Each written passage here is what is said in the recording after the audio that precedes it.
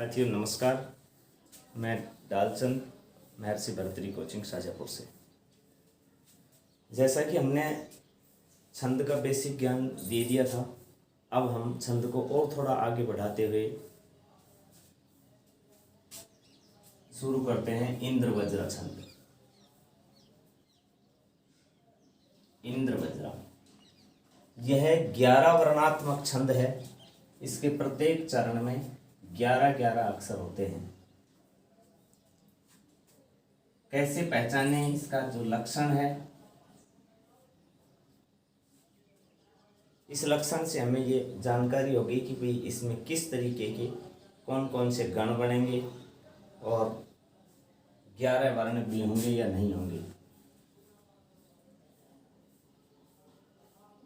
स्यादिन्द्र वज्रा यदि तौज गौवे। पहले तो अक्षरों को गिनेंगे कि कितने अक्षर हैं इसमें। आधे अक्षर को गिनेंगे नहीं। 1 2 3 4 5 6 7 8 9 10 11। तो 11 वर्णात्मक छंद है ये। प्रत्येक छंद के 4 चरण होते हैं। उन चारों चरणों में 11-11 वर्ण होंगे और क्रम से कौन कौन से गण होंगे वो इसमें यहाँ से परिलक्षित होता है। तऊ का मतलब 2 तगण और जय का अर्थ जगण, गौ बे का मतलब 2 गुरु वर्ण होंगे। अंत में 2 तगण, 1 जगण और 2 गुरु वर्ण वाला छंद है। देखो है किस प्रकार से मात्रा लगाएंगे। जो हमने 4 नियम शुरू में समझाए थे, उन नियमों को ध्यान में रखते हुए पहले इस पे मात्रा लगाएंगे। तो आधे अक्षर की कोई मात्रा नहीं होती है। इस आ की 2 मात्रा होंगी। इस दै में छोटी ई है, लेकिन आधे अक्षर के सामने होने पर इसकी भी 2 गिनेंगे, इसकी 1 गिनेंगे, इसकी 2 गिनेंगे, क्योंकि संयुक्त वर्ण है जय और रै। इस वजह से वह की 2 गिनी जाएंगी। इसकी 2, इसकी 1, इसकी 1, इसकी 2, इसकी 1, इसकी 2, इसकी 2। विसर्ग की वजह से गय की भी 2 मात्राएं गिनी जाएंगी। देखिए 3-3 का जोड़ा बना करके गण बना लेंगे। ये तगण का चिन्ह आ गया अपने पास, ये भी तगण का चिन्ह है, ये जगण का चिन्ह है और 2 गुरु वर्ण सामने हैं। अर्थात इसका जो लक्षण है वो हमें हिंदी में ध्यान में रखना है। अपने रीट परीक्षा में हिंदी में लक्षण को ध्यान में रखना है, क्योंकि इसमें से ऐसा पूछा जा सकता है कि इंद्र वज्रा नामक छंद के प्रत्येक चरण में कितने अक्षर होते हैं। इंद्र वज्रा नामक छंद में क्रम से कौन कौन से गण व्यवस्था है। तो इसमें 2 तगण, 1 जगण और अंत में 2 गुरु वर्ण आते हैं। सारांशतः हम यहाँ अलग से इसको बताएं कि इंद्र वज्रा का लक्षण हिंदी में हम कैसे याद करें। तो इसमें सबसे पहले ध्यान रखें कि 2 तो तगण होंगे, इसमें 1 जगण होगा और 2 गुरु वर्ण होंगे अंत में। बस यही बात याद रखनी है हमें। ये सारा कुछ याद नहीं भी रह पाता है तो कोई बड़ी बात नहीं है। हम इसका लक्षण स्वरूप हिंदी में ध्यान में रखेंगे कि जिस लाइन में क्रम से 2 तगण आ जाएं, 1 जगण आ जाए और अंत में 2 गुरु वर्ण आ जाएं, तो वहाँ इंद्र वज्र नामक छंद बताएंगे। अच्छा, अंतिम वर्ण यदि लघु आ जाता है तो आचार्य पिंगल ने एक छंद शास्त्र में ये छूट दी है कि अंतिम वर्ण लघु है तो हम उसको गुरु मान सकते हैं। केवल अंतिम वर्ण, इसमें तो आ ही रहा है गुरु, लेकिन कई स्थिति में नहीं भी आता है, तो उस स्थिति में अंतिम वर्ण को गुरु मान लिया जाता है। इससे अगला छंद है अपना उपेंद्र वज्रा।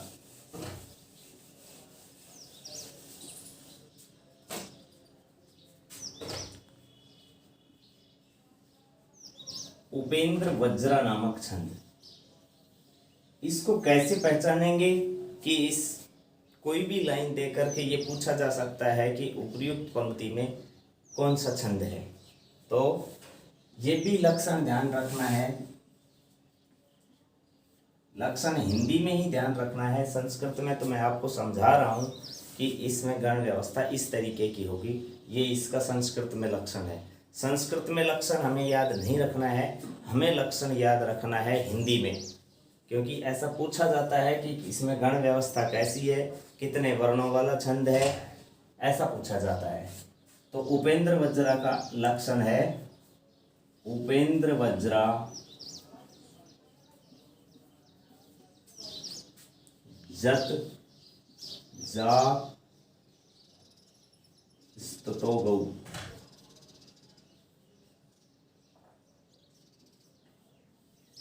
एक बार देखेंगे, 1 2 3 4 5 6 7 8 9 10 11। इसका अर्थ यह है कि 11 वर्ण वाली कंडीशन पूरी हो गई है अपनी। 11 वर्ण हैं, इसके भी प्रत्येक चरण में 11 वर्ण ही होंगे। उपेंद्र वज्र नामक छंद में क्रमशः कौन कौन से गण व्यवस्था होगी? पहले जगण, फिर तगण, फिर जगण, और अंत में 2 गुरु वर्ण आएंगे। देखेंगे मात्रा लगाकर, इसकी 1, इसकी 2, इसकी 1, इसकी 2, इस जरे की वजह से इसमें आपकी मात्रा है इसलिए 2, इसकी 1, इसकी 1, इसकी 2, इसकी भी 2 आदेशय की वजह से, इसकी 2, इसकी 2, 3 के जोड़े बना लेंगे। ये तो जगण हो गया, ये तगण हो गया, ये भी जत जा स्तुतो, ये गलत आ गया। उपेंद्र वज्रा जत जात स्तुतो गौ। 1 2 3 4 5 6 7 8 9 10 11, ये मात्रा गलत आ गई, इसमें तो डबल नहीं आएगी। जत जा स्तुतो गौ। देखिए, उपेंद्र वज्रा जत जा स्तुतो गौ ऐसा है, तो इसमें ये जगण, ये तगण और ये भी जगण है, और अंत में 2 गुरु वर्ण आ गए। कहने का तात्पर्य यह है कि क्रम से जगण, तगण, जगण और अंत में 2 गुरु वर्ण आए किसी पंक्ति में, तो वहाँ उपेंद्र वज्रा नामक छंद होता है। सारांश तय देखें, उपेंद्र वज्रा नामक छंद के प्रत्येक चरण में क्रम से जगण, तगण, जगण और अंत में 2 गुरु वर्ण होंगे, ऐसा ध्यान में रखना है। जगण, तगण, जगण और अंत में 2 गुरु वर्ण आए तो वहाँ उपेंद्र वज्रा नामक छंद होता है। अब देखेंगे उपजाति छंद। अपने सिलेबस में 3 ऐसे छंद हैं जो 11 वर्णात्मक छंद हैं। कौन कौन से? एक तो इंद्र वज्रा, एक उपेंद्र वज्रा, एक उपजाति। अगर इस तरीके का सवाल बनता है कि निम्न में से 11 वर्णात्मक छंद कौन सा नहीं है, तो हमें ध्यान रखना है कि इन तीनों में तो 11 ही होते हैं, और कोई भिन्न नाम वाला कोई छंद डलता है तो वही उसका आंसर होगा। अर्थात इनमें तो तीनों में 11 ही होती है। तो 11 वर्णों वाला एक छंद और उपजाति, ये इसका दूसरा नाम मिश्रित छंद भी है। मिश्रित छंद, इसको मिश्रित छंद क्यों कहा जाता है? क्योंकि इंद्र वज्रा और उपेंद्र वज्रा दोनों के मिक्स से बनता है, अर्थात दोनों इसमें होते हैं। इंद्र वज्रा के लक्षण भी होते हैं और उपेंद्र वज्रा के लक्षण भी होते हैं। अर्थात किसी न किसी पंक्ति में एक इंद्र वज्रा होगा तो दूसरा उपेंद्र वज्रा अवश्यंभावी है, इसलिए इसका लक्षण पढ़ते हैं उपजाति का। अनंत रोदीरित लक्षम भाजौ पादौ यदि या वो जात यस्ता। अब लाइन थोड़ी बड़ी हो गई क्योंकि 11 एक साथ आ गए, अर्थात 22 वर्ण इसमें शामिल है, इसलिए थोड़ी लाइन बड़ी होगी। क्योंकि इसमें इंद्र वज्रा के लक्षण भी हैं और इसमें उपेंद्र वज्रा के लक्षण भी हैं। तो ऐसा करते हैं, इसमें 22 हैं भी कि नहीं एक बार चेक कर लेते हैं। 1 2 आधा अक्षर गिनेंगे नहीं, 3 4 5 6 7 8 9 10 11 12 13 14 15 16 17 18 19 20 21 और 22 वर्णों वाला छंद है, जिसमें 11 पर यति कर देंगे। यति का अर्थ विश्राम। 1 2 3 4 5 6 7 8 9 10 11 यहाँ तक है। एक छंद इधर है तो एक दूसरा छंद इधर है, दोनों के लक्षण अलग अलग होंगे। एक में इंद्र वज्रा तो दूसरे में उपेंद्र वज्रा होगा। देखेंगे, इसकी एक मात्रा, इसकी 2, इसकी 1, इसकी 2 2 1 1 2 1 और ये 2 2। इसमें भी लगाएंगे, इसकी 2 इसकी 2 1 2 2 1 1 2 1 2 2। ये जगन है, ये तगन है, ये जगन है, ये अंत में 2 गुरु वर्ण है। तो इसमें कौन सा छंद हुआ? इसमें उपेंद्र वज्रा छंद हुआ। इंद्र वज्रा का ये लक्षण है, 2 तगन और एक अंत में जगन और 2 गुरु वर्ण होंगे। एक तगन तो ये हो गया, एक तगन ये हो गया, ये जगन हो गया और अंत में 2 गुरु वर्ण हो गए। अर्थात इंद्र वज्रा और उपेंद्र वज्रा दोनों के सम्मिश्रण से ये उपजाति नामक छंद बनता है और उपजाति को मिश्रित छंद ही कहा जाता है। अर्थात मिश्रित छंद इसको क्यों कहा जाता है? क्योंकि इसमें इंद्र वज्रा के लक्षण भी हैं और उपेंद्र वज्रा के लक्षण भी हैं। तो साथियों, हमने 11 वर्णात्मक 3 छंद पढ़े, इंद्र वज्रा, उपेंद्र वज्रा और उपजाति। अब अपने सिलेबस में 12 वर्णात्मक 3 छंद और हैं जो 12 अक्षरों वाले होंगे। देखेंगे, शॉर्ट में थोड़ा आपको ठीक समझ में आएगा। मुझे आशा है कि आप ठीक तरीके से समझ पाएंगे। देखते हैं 12 वर्णात्मक छंद कौन कौन से हैं जिसमें प्रत्येक चरण में 12-12 अक्षर होते हैं। एक तो होता है द्रुत विलंबित। द्रुत विलंबित एक,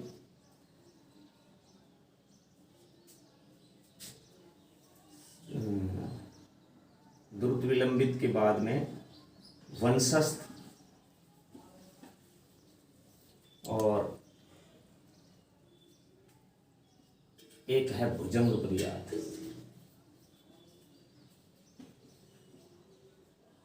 भुजंग प्रियातम, ये 3 छंद हैं जिसके प्रत्येक चरण में 12-12 अक्षर आएंगे।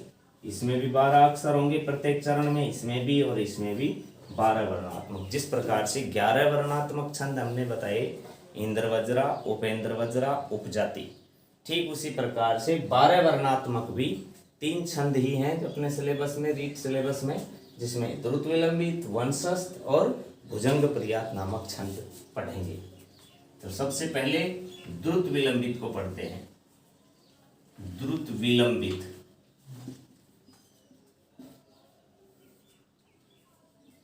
माँ है नभौ भरऊ। द्रुत विलंबित माँ है नभौ भरऊ। इसके लक्षण इसी में है, अर्थात ये इसके लक्षण है, द्रुत विलंबित का लक्षण है, जिसमें क्रमशः कौन कौन से गण मिलेंगे? नगण, भगण, भगण, रगण। अर्थात 1 3 का जोड़ा है, 4 जोड़े बनेंगे जिसमें 12 अक्षर हो जाएंगे अपने। देखो सही भी बन रहे हैं कि नहीं?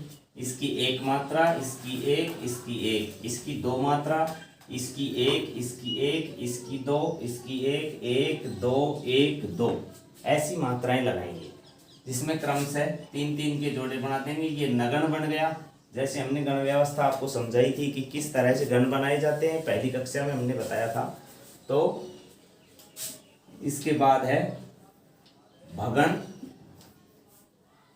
फिर भगन और ये है रगण। नगण, भगण, भगण और रगण, ऐसे क्रम से गण जिसमें आते हैं पूरे पूरे, इसमें कोई अंत में लघु गुरु का चक्कर नहीं है, पूरे पूरे गण बनेंगे 4। एक गण 3 वर्णों का होता है तो 12 वर्णात्मक छंद हो गया।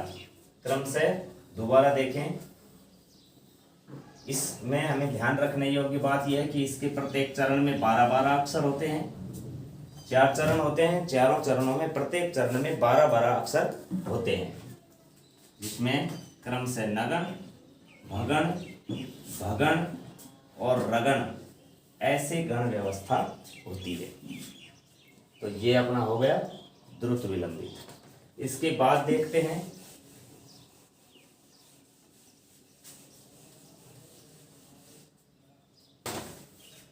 तो साथियों देखिए, लॉकडाउन के इस समय में हम क्लास फेस नहीं कर पाते हैं, लेकिन हम ऑनलाइन के माध्यम से आपको जितना भी लाभ हो सके उतना देने का प्रयास करेंगे। आप भी थोड़ा जुड़े रहिएगा और शांति से, तसल्ली से इसको समझने का प्रयास करिए। और यदि कोई समस्या आती है, कोई क्वेश्चन है, तो हमें ज़रूर कॉल करके पूछिए। अब दूसरा पढ़ेंगे वंशस्थ नामक छंद। और ऐसा सोच करके कि भैया भर्तियाँ नहीं आएंगी, अब हम पढ़ना बंद कर दें, बाद में देख लेंगे जब भर्तियाँ आएंगी। देखिए, निरंतरता बनाए रखें, लगातार। अभी भर्ती बहुत बाकी पड़ी है, first grade, second grade, third grade, जिसमें ये जो अपने छंद हैं ये first grade, second grade, third grade तीनों ग्रेडों के लिए कारगर सिद्ध हैं। इसलिए मैंने सबसे पहले इन छंदों को ही पढ़ाना शुरू किया है।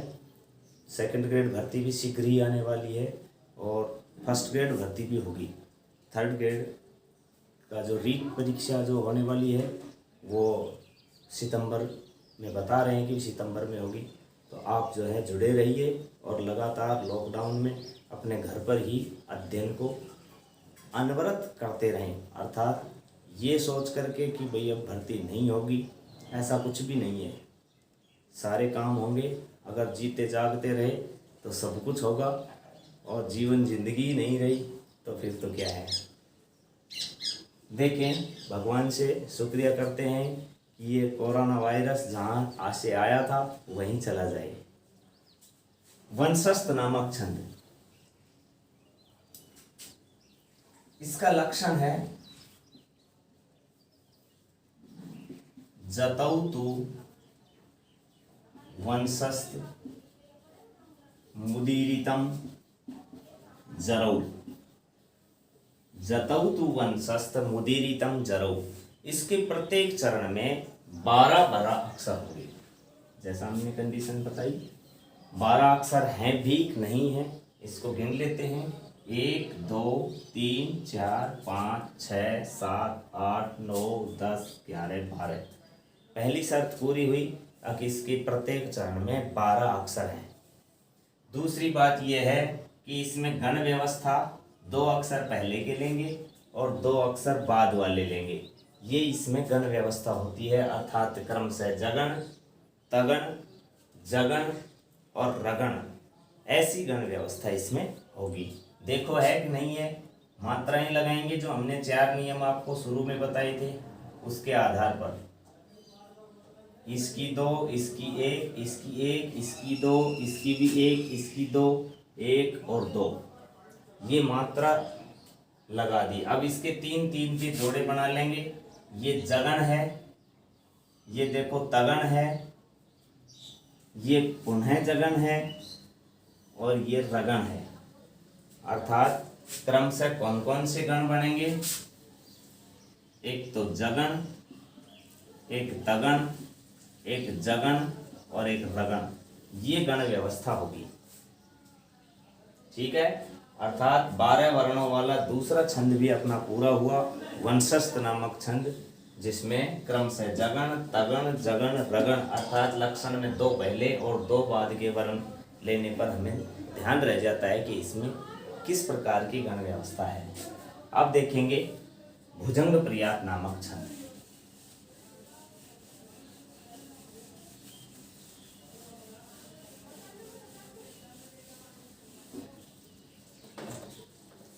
जैसे ये बीमारी नियंत्रित होती है, जल्दी हम ऑफलाइन क्लास शुरू कर देंगे और आपको बहुत अच्छे तरीके से हम पढ़ाने का प्रयास करेंगे जैसा आप चाहते हैं। देखिए, भुजंग प्रियात, वैसे भुजंग का मतलब सर्प होता है, भुजंग प्रियातम। चतुर्वीर यकारी, भुजंग प्रियातम चतुर्भीर यकारी। देखते हैं 12 वर्ण हुए या नहीं हुए, ये इसका लक्षण है जो संस्कृत में है। हमें ध्यान रखना है हिंदी में कि इसमें कौन कौन सी गण व्यवस्था होगी। प्रत्येक चरण में 12-12 अक्षर तो हैं ही, तो इसकी एक मात्रा गिनेंगे क्योंकि छोटा ऊ है। इसमें संयुक्त वर्ण की वजह से इसकी 2, इसकी भी संयुक्त वर्ण की वजह से फिर इसकी 2, इसकी 1, इसकी 2, इसकी 2, क्योंकि अनुस्वार है 1, इसकी 2, ये रे है, ये रे यहाँ है इसलिए इसकी 2, 1, 1, 2 और 2।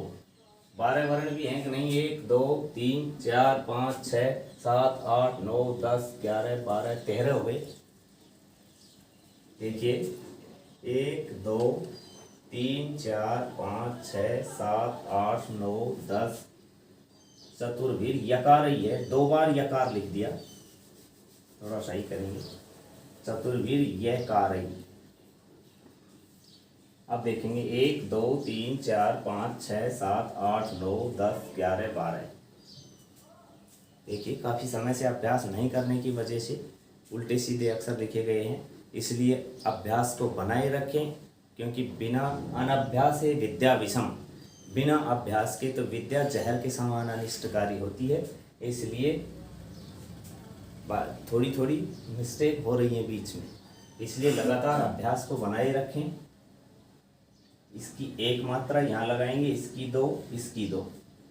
देखें, एक गण ये बन गया, एक गण ये बन गया, एक ये बन गया और एक ये गण बन गया। देखेंगे चतुर्भीर यकारी, चतुर्भीर माना 4 बार, यकारी का अर्थ होता है यगण, अर्थात इसमें याद करने में आसानी रहेगी क्योंकि इसमें 4 यगण हैं, अर्थात चारों बार यगण यगण यगण यगण ऐसा आएगा। चतुर्भीर यकारी अर्थात 4 बार यकार आएंगे। ये भी यगण बन गया, ये भी यगण, ये भी यगण और ये भी यगण। तो अपने 12 वर्णात्मक छंद पूरे हुए। एक तो भुजंग प्रियात, एक वंशस्थ, एक द्रुत विलंबित, ये 12-12 वर्णात्मक छंद थे। 11 वर्णों वाले छंद पढ़े हमने, इंद्र वज्रा, उपेंद्र वज्रा और उपजाति। ठीक है साथियों, इस कक्षा में इतना ही, बाकी आगे की कक्षा में शीघ्र डालने का प्रयास करूंगा। Thank you.